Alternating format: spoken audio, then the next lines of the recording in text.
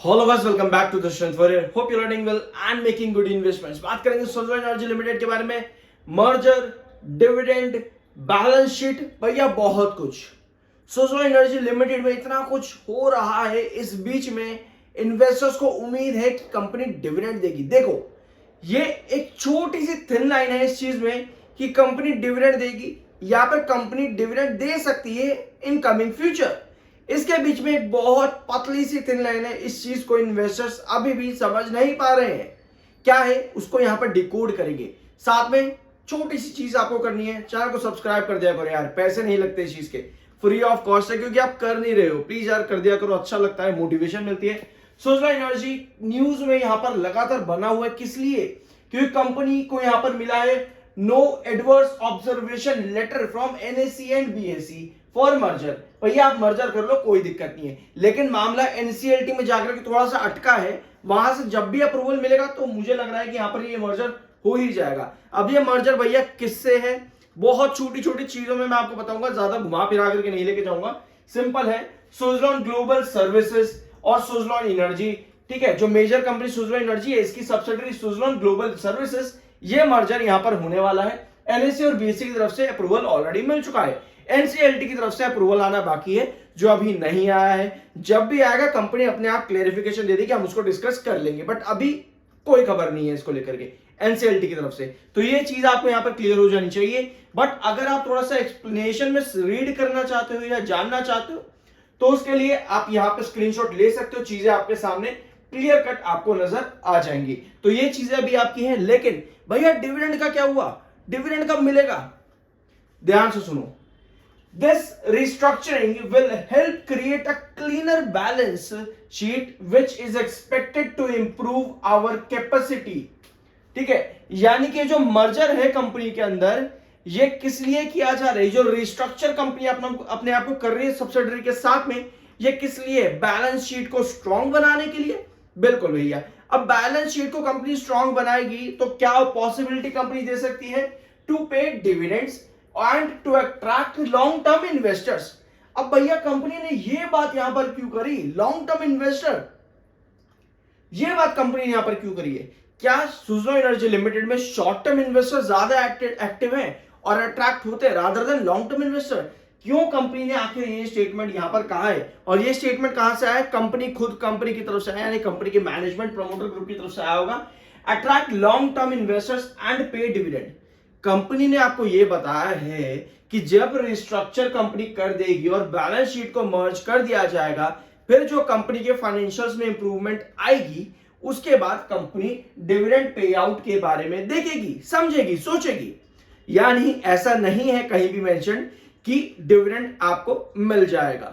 ठीक है, कोई भी कंपनी जब प्रॉफिट में आती है, पहले तो वो प्रॉफिट अपने खुद के बिजनेस पर लगाना चाहती है कंपनी, ताकि बिजनेस को एक्सपांड करे. उसके बाद बात आती है कि भैया हमें इन्वेस्टर्स को किस तरह से अट्रैक्ट करना है.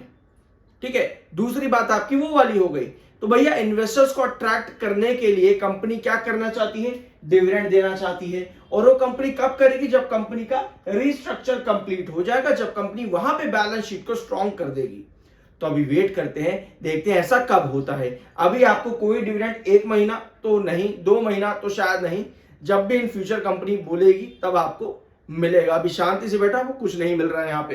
बाकी अगर आप एम्प्लॉई हो कंपनी के तो शायद आपको डिविडेंड मिल रहा है.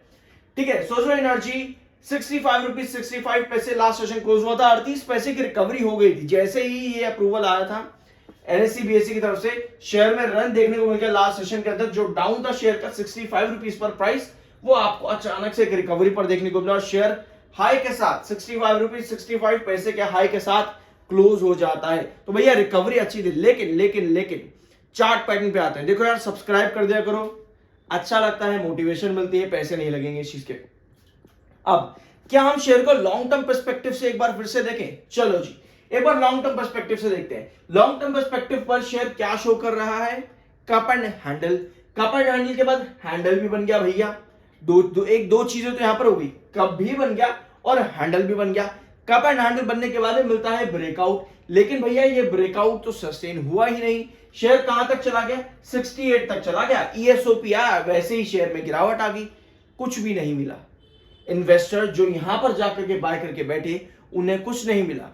अब एक चीज बहुत ध्यान से समझते हैं, यहां पे थोड़ा सा ज्ञान पेलने की कोशिश करूंगा। देखो मैं भी सीख ही रहा हूं, ये मत बोलना कि भाई तू कौन सा एक्सपर्ट है, ठीक है, मैं भी सीख ही रहा हूं। मैं भी आपके साथ हमेशा वीडियो की शुरुआत में ही बोलता हूं कि हम भी सीख ही रहे हैं भैया। लेकिन जब भी कोई शेयर टॉप पर चला जाए, अपने ऑल टाइम हाईज पर या फिर प्रेजेंट हाईज पर, या फिर एक बड़ी रैली शो कर चुका है, वहां पर शेयर में एंट्री करें या ना करें, उसके लिए आपको कैसे पता चलेगा?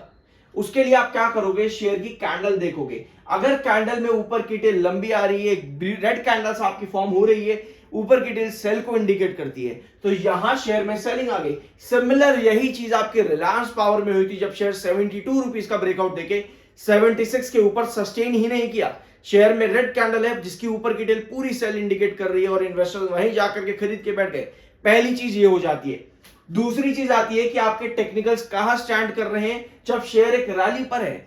80s 90s they are bullish bearish technicals, वहां पर ओवरबोट पुल बैक की कंडीशन होती है। 90s 80s अगर इस तरह की कंडीशन बने और शेयर की कैंडल आपको इस तरह से देखने को मिले तो भैया आप एंट्री नहीं कर सकते। अब प्रेजेंट कंडीशन पर आते हैं। अभी टेक्निकल्स आपके न्यूट्रल 50s और 60s की रेंज पे है और शेयर क्या कर रहा है, एक ब्रेकआउट देने के बाद कहीं ना कहीं साइडवेज पैटर्न पर रेंज बना रहा है, जिसमें 66 और 68 आपके रेजिस्टेंस जोन है। ये दो लेवल्स आपके रेजिस्टेंस के। ऐसे में आप क्या देख रहे हो कि भैया एक सेशन सेल, अगले सेशन बायर बढ़े दिन के आखिर में, बट दिन की शुरुआत में और मिड में भी लगभग 1.5 करोड़ सेलर थे, तो दिन के आखिर में बार बने, नीचे की टेल लंबी गई, शेयर ने येलो क्रॉसओवर बॉलिंजर बैंड के ऊपर क्लोजिंग दी 65 रुपीज 53 पैसे पे, 65 रुपीज 35 पैसे का आपका येलो क्रॉसओवर है। यानी कहीं ना कहीं आपको एक चीज दिख रही है कि इस येलो क्रॉसओवर के ऊपर अगर शेयर सस्टेन करता है तो रिकवरी हमको देखने को मिलेगी, क्योंकि बाहर आ रहे हैं। लेकिन अगर ये बाहर फिर से इसी तरह से सेल पर चले जाते हैं, जिस तरह से शेयर में काफी दिनों से 1.5 करोड़ के आसपास की सेलिंग आ रही है, तो हम फिर से शेयर में डंप होते हैं टूवर्ड्स 62। ये चीजें आपकी हैं जो आपको यहां पर नजर में रखनी है कि शेयर सस्टेन कर रहा है कि नहीं कर रहा अपने इस रेजिस्टेंस जोन के बीच में। अगर करता है तो आप ब्रेकआउट की तरफ जाओगे, लेकिन अगर नहीं करता तो फिर आप नीचे की तरफ आते हो।